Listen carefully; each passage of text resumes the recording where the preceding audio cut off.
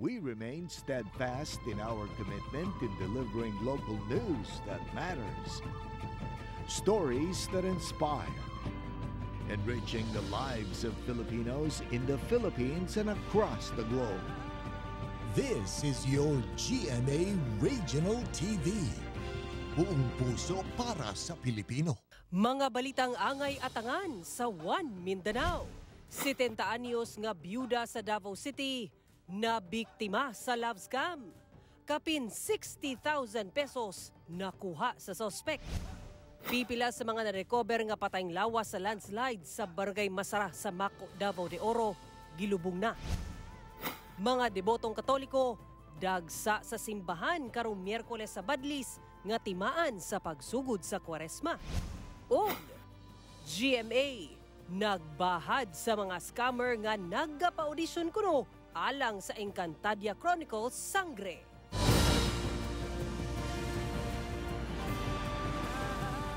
Ito ang GMA Regional TV, One Mindanao.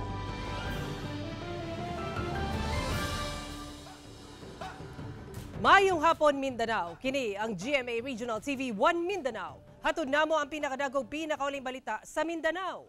Ako si Sara Hilomen Velasco, live gikan dinhi sa GMA Davao Complex. Cyril Chavez, live gikan dinhi sa GMA Cagayan de Oro Station. Usa ka lalaki sa Cagayan de Oro City ang swerteng naluwas human gipusil sa iyang higala. Rason sa krimen, panaglali sa duha tungod sa usa ka babay nga pulos nila nakarelasyon. Kapulisan, padayong gipangita ang sospetsado. Ani report. Swerteng samad lamang sa tuong paa ang heguban sa biktima si Patrick Minerva, 27 anyos, kinsa taga Zone 6 Old Water District Street, Barangay Bugo, Cagayan de Oro City.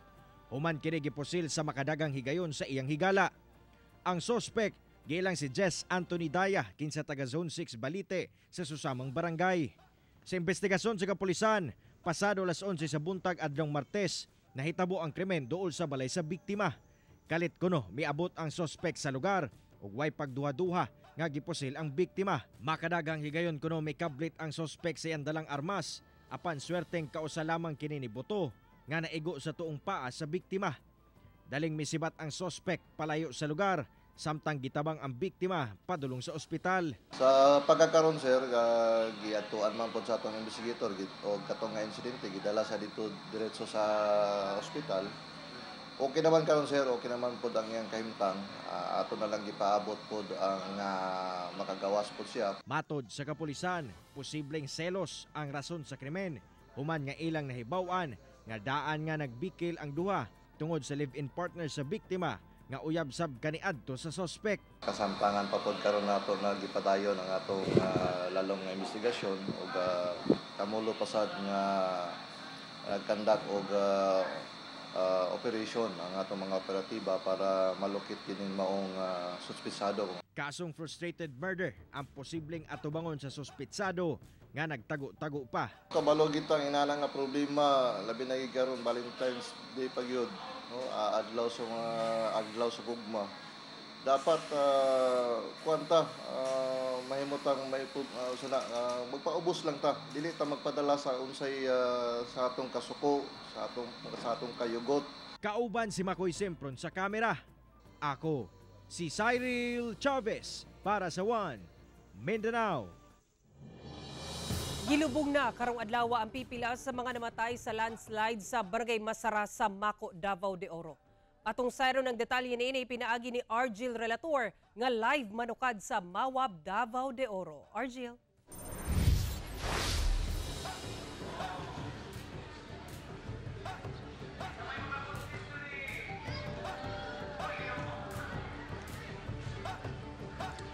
Sara, kung doon na nagipanglubong ang mga biktima sa landslide, doon na pa sa mga patayng lawas nga bag-uhay lang nakita. Inoon sa karon alang sa relocation sa mga nawad-an o panimalay, ingon man dili na pabalikon dito sa Barangay Masara, giandam na sa provincial government, ingon man lokal nga panggamahanan sa Mako ang ilahang relocation site.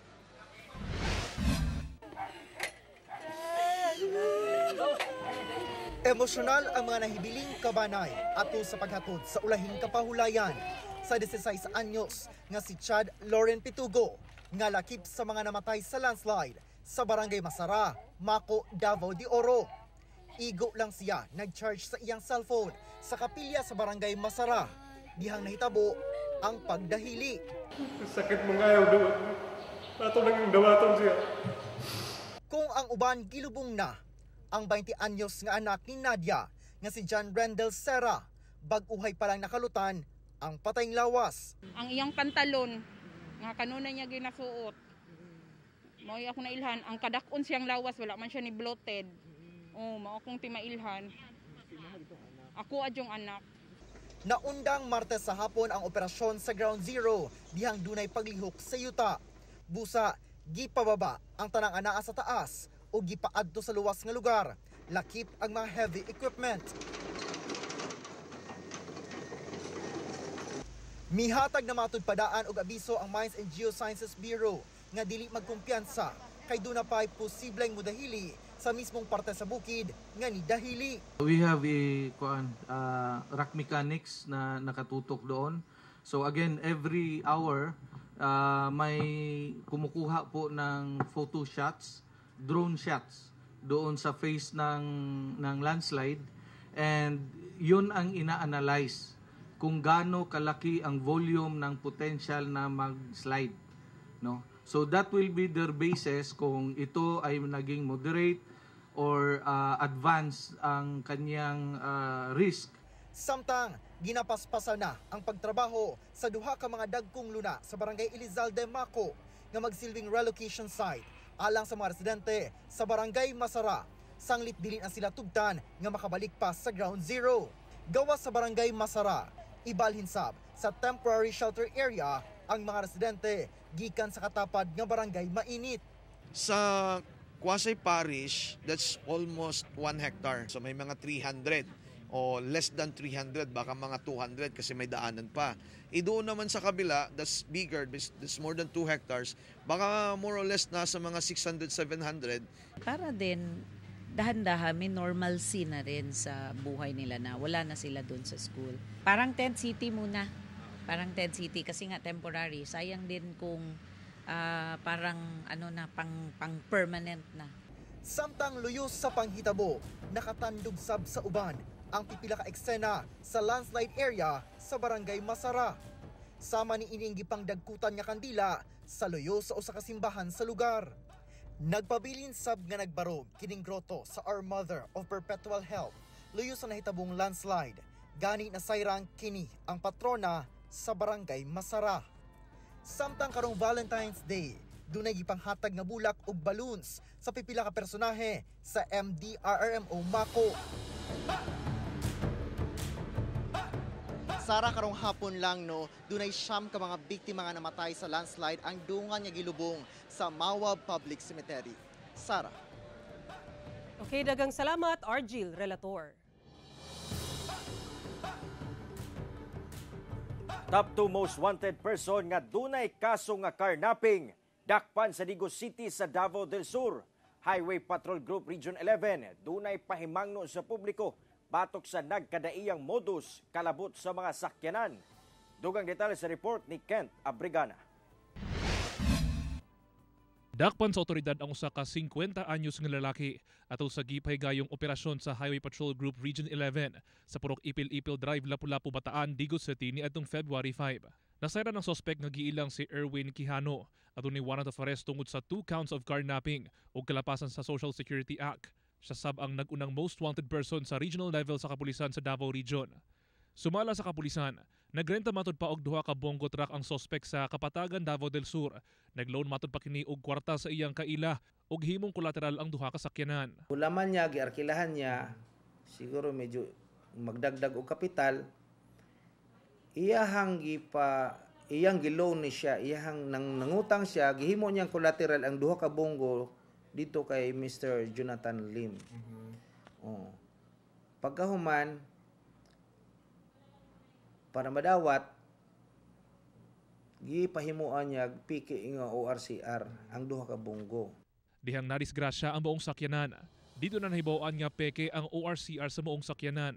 Rason nga pasakaan pod og kasong paglapas sa anti-fencing law si Jonathan Lim nga maoy giutangan sa sospek.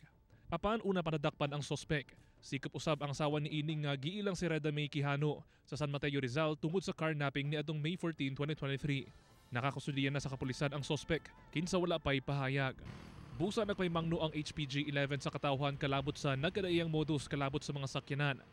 Gani, doble ang pag-amping ni Sherwin Go sa pagpalit og sakyanan. Ilabi na mga second-hand nga sakyanan. Samot na nga nakabaligya og sakyanan nga wala pa nabayran sa bangko. Abi okay tanan. Tapos gibaligya gyapon ako siya, na find out siya nakapalit sa kuha na gi-check niya sa LTO na ORCR is dili original, is na pa siya balance sa bangko ba. Ang car dealer nga si Jonald, dunay mga pamaagi aron masiguro nga lehitimo ang ginapalit nga sakyanan. Sigurado na mo nga good siya sa LTO o sa Highway Patrol. At the same time, dapat owner dyan mo mapalitan.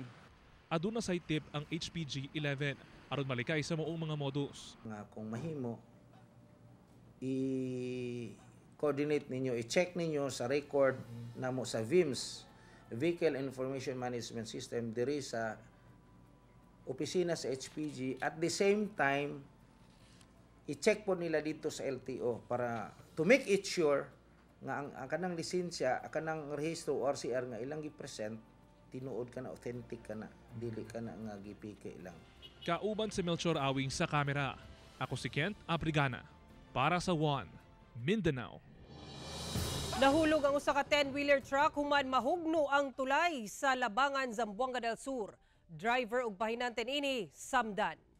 Nagbitay na lang kining 10-wheeler truck human masangit dihang nahugno ug nabawg ang pundasyon sa usa ka tulay sa Barangay Lower Pulacan, Labangan, Zamboanga del Sur pasado alas 3 sa hapon adlaw Martes. Sumala sa PNP Labangan, ang maong truck dunay kargang graba nga ihatod unta padulong sa Barangay Bukong sa maong probinsya. Apan tungod sa kabugat sa truck, mibigay ang maong tulay nga gama sa puthaw. Nakay-agom og minor injury ang driver ug pahinante ug anaa na sa luwas nga kahintang human matambalan. Sa karon magpahigayon og assessment ang lokal nga kagamhanan sa Labangan aron maayo ang nahugnong tulay. Gitugutan una nga temporaryo moagi ang mga motor ug pipila ka light vehicles sa kilid sa tulay. Giingong kawatan nga akyat bahay ang modus, sikop sa otoridad human misulay pagpangawat sa usa ka panimalay sa Barangay Bugos sa Cagayan de Oro City. Ani ang report. Dakpan sa otoridad human nga masakpan sa tagbalay kining si Jomar Canoy nga misulay pagpangawat sa usa ka panimalay sa Zone 1 Bantiles, Barangay Bugo, Cagayan de Oro City pasado alas 4 sa kadlawon adlaw Miyerkules. Namatikdan sa tagbalay ang sospek, hinungdan nga nakapangayo kini og tabang.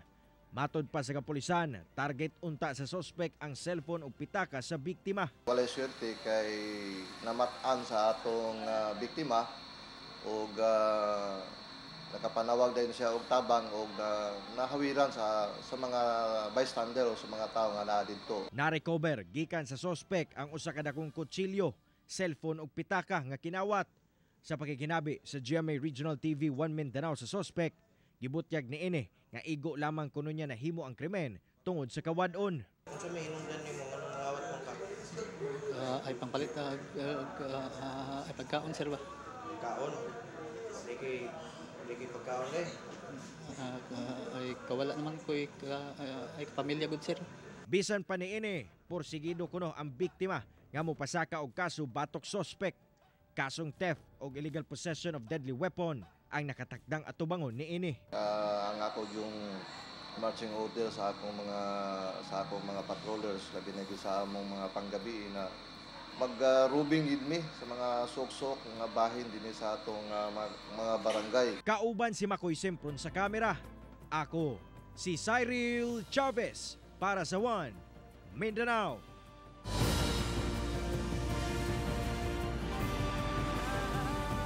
Ito ang GMA Regional TV, One Mindanao. Usa ka 70 anyos nga babae sa Davao City ang nabiktima sa giingong love scam. Kapin 60,000 pesos nga kwarta nakuha sa suspect gikan sa biktima. Ani ang report ni John D. Esteban. Yun sir na, I miss you. Ingon siya na, I'm dying for you. Pipila lamang kini sa mga tamis nga pulong sa sospek ngadto sa biktimang itago nato sa ngalan nga Annalyn. 70 anyos na si Annalyn ug kapinduha ka dekada na nga byuda. Buot lang unta niya ug kaistorya, mao nagtuon siya og gamit sa social media application sa tabang sa iyang apo. Hangtod sa nag-send og friend request ang sospek kaniya. For the accept sub si nanay. Niadtong December sa nakalabing tuig nagsugod ang ilahang convo online. Ang sospek nagpailang usa ka US citizen. Wala pa una nituo si nanay, pero kulit ang sospek. Medyo nalipay pod ko kay ingon man siya nga, I'm going to the Philippines to marry you. He is going to help me going to America. Okay, my sisters are already there in America. Apan sa iyahan ng hulam ug pamasahe ang sospek. Iya ra daw ulian nga dunay 200% katubo.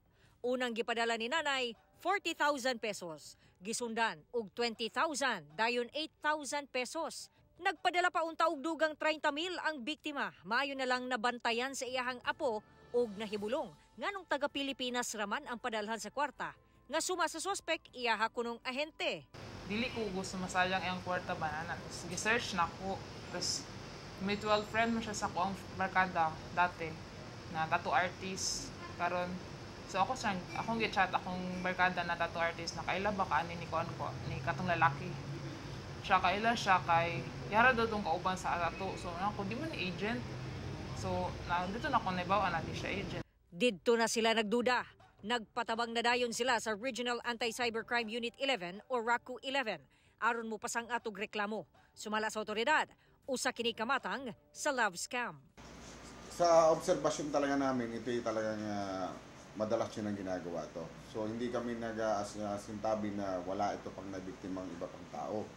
So pinapalagay po namin na talagang normal niya nang gawain to eh. Yung nananamantala talaga. So posible na may mas marami, meron pa siyang iba pang nabiktimang mga kababayan natin. Nagpahimangno ang RACU 11 sa publiko nga dili magpalinglas sa mga mangingilad ilabi na online. Ugaling mo demand na og kwarta, magduda na.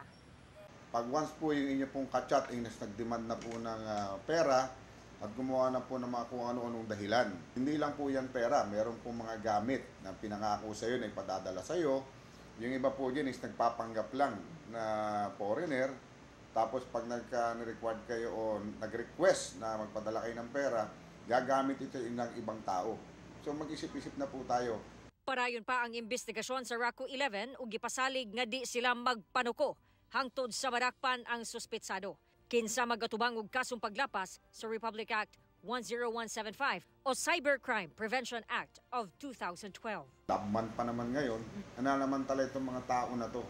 Sana lumaban naman sila ng patas. Trabaho sila ng maayos. Kauban, si Jojo Solarte sa kamera. Ako si John D. Esteban para sa One Mindanao. Gidagsa sa mga debotong Katoliko sa mga simbahan sa nagkalain-laing lugar sa Mindanao alang sa Miyerkules sa Badlis nga timailhan sa pagsugod sa Kwaresma. Ang report ni Kent Abrigana. Napuno sa mga manimbahay ang San Pedro Cathedral Parish sa Davao City sa pagpahigayon sa Miyerkules sa Badlis o Ash Wednesday na timailhan sa pagsugod sa Kwaresma. Milinya mga manimbahay sa pagbadlis o gabo sa agtang.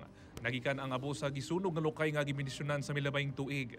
And this body, ang puting ashes, reminds us na kita, ikan sa abo, o bumalik ra sa abo, that we are from dust, and to dust we shall return.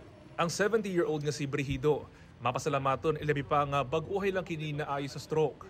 Magsaad ko sa imo, silindir na niya akong kaugalingon. Tumano na nako ang akong mga saadya kanimo.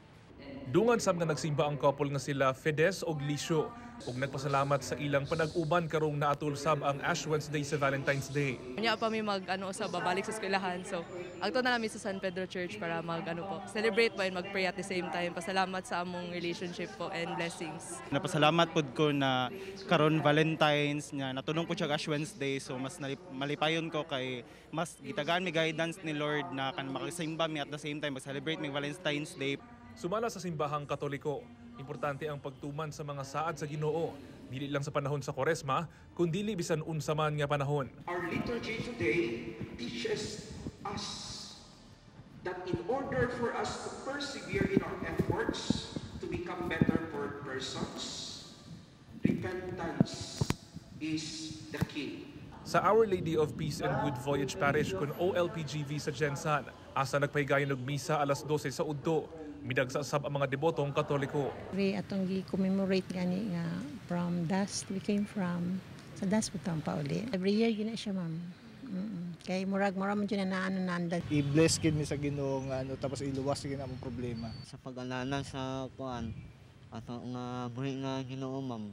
Mitambong sab sa misa nga gipahigayon sa Metropolitan Cathedral of the Immaculate Conception ang mga debotong Katoliko sa Zamboanga City. Ang estudyante nga si Patricia Giroy naghatagayud og oras aron magpabadlis. Naglaan po talaga kami ng time to attend the mass kasi parang traditional na din sa amin, parang every year. Matot sa simbahang Katoliko, ang Ash Wednesday ang sinugdanan sa 40-day season sa pag-ampo, pagpuasa ug paghinatagay. It's a calling for us to humble ourselves and recognize where we came from, and of course from dust we were given that life, and so we have to be grateful to God. Kauban si Melchor Awing sa kamera. Ako si Kent Abrigana para sa One Mindanao.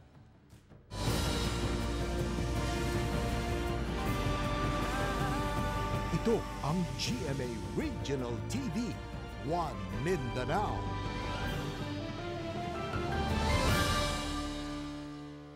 Davao City Police Office nang hatag og bulak o greeting cards sa mga motorista ug pasahero karong Valentine's Day. Kini og uban pang Valentine's Day gimmick sa managlahing lugar sa Mindanao.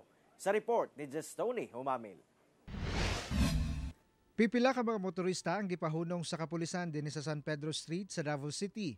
Apan dili aron manakop, kundi manghatag og regalo karong Valentine's Day sama sa bulak, greeting cards ug dunay pakapin nga tsokolate. Butang nga gikalipay sa mga nahatagan. Sumala sa DCPO, matag tuig nila kini ginahimo isip pagpakita sa ilang pagmahal sa mga lumulupyo sa Davao City. This is already a tradition of Davao City Police Office to show the meaning of Valentine's Day. So magbigay tayo ng mga roses, a sign of our love. Sayo pa lang subuntag, giandam na sa mga personahe sa Sarangani PNP ang mga bulak nga ihatag. Kutob sa mga moagi dinhi sa checkpoint sa Barangay Maribolan sa Alabel, Sarangani. Giharanaan sab nila ang mga motorista.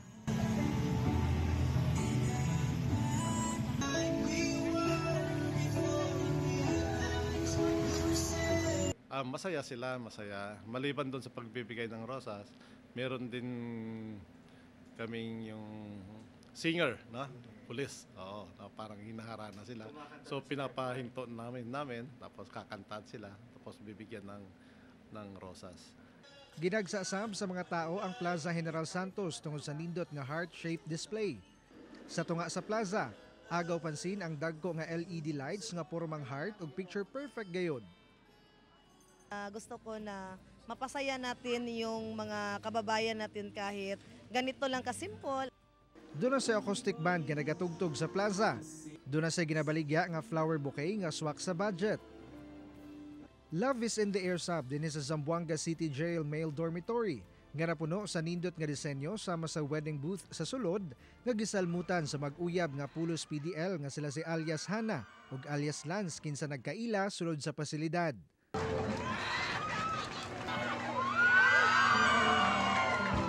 Sana yung relasyon namin dito sa loob, sana hanggang sa labas, yung ano namin na mabuo talaga hanggang magkaroon kami ng pamilya namin.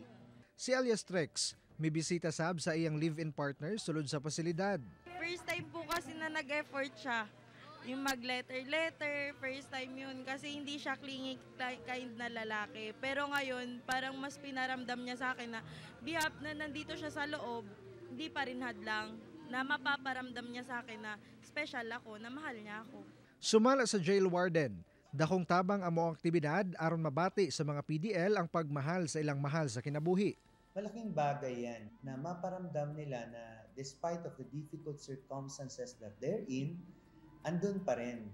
No? Yung pagmamahal nila, yung suporta nila sa mahal nila sa buhay, at hindi napuputol o hindi napapatid ng pagkakakulong yung pagmamahal nila. Kauban si Bong Vicencio sa kamera. Ako si Jess Tony Humamil para sa One Mindanao. Arestado ang gingong miyembro sa notorious criminal group sa Zamboanga del Sur, human na maligya og illegal nga droga sa Cotabato City. Gilang dinakpan nga si Nidsam Arsad Sulaiman, 49 anyos, residente sa Barangay Binatuan, Dinas, Zamboanga del Sur. Mubalor sa kaping 300,000 pesos sa illegal nga droga ang nakuha gikan sa dinakpan sa hiniusang operasyon sa PDEA BARM ug Cotabato PNP sa Jose Lim Senior Street, Barangay Poblacion 5 sa Cotabato City pasado alas 3 Lunes sa hapon.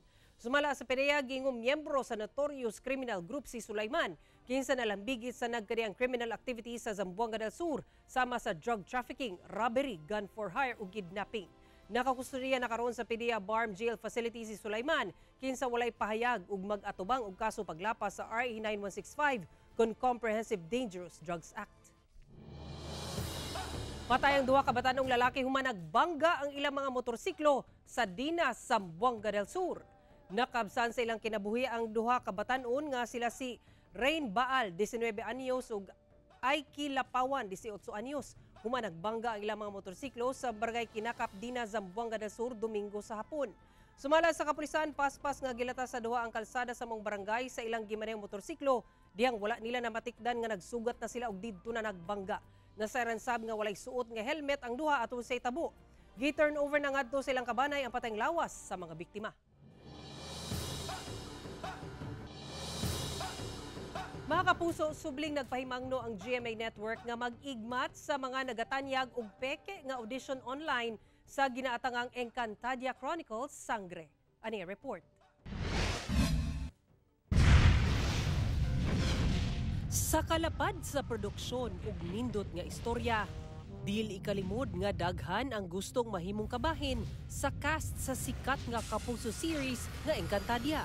Ug aduna kini reboot nga Encantadia Chronicles Sangre. Apan pasidaan sa GMA Entertainment Group, mag-igmat sa magpailang konektado sa GMA Network ug magpakaron ingnong promotor sa pekeng audition sa maong serye. Ginagamit sab sa mga scammer ang pangalan sa kumpanya online ug dili lang nagapangayo og kwarta, aduna pa sila ginapahimong bugat sa mga aplikante. Nanghihingi sila ng parang medyo pa-nude ng mga photos ng mga taong gusto mag-artista. Usa ang social media account sa TV director nga si Enzo Williams nga ginagamit aron makapangilad. Si Williams dili konektado sa Encantadia Chronicles Sangre.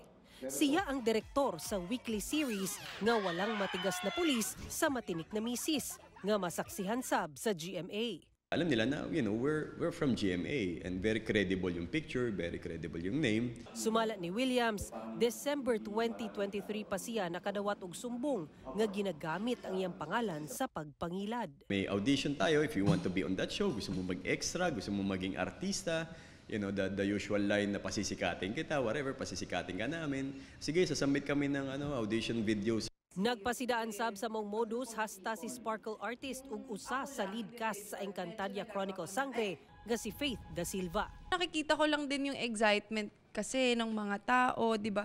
Nananabik talaga sila na mapabilang sa Sangre.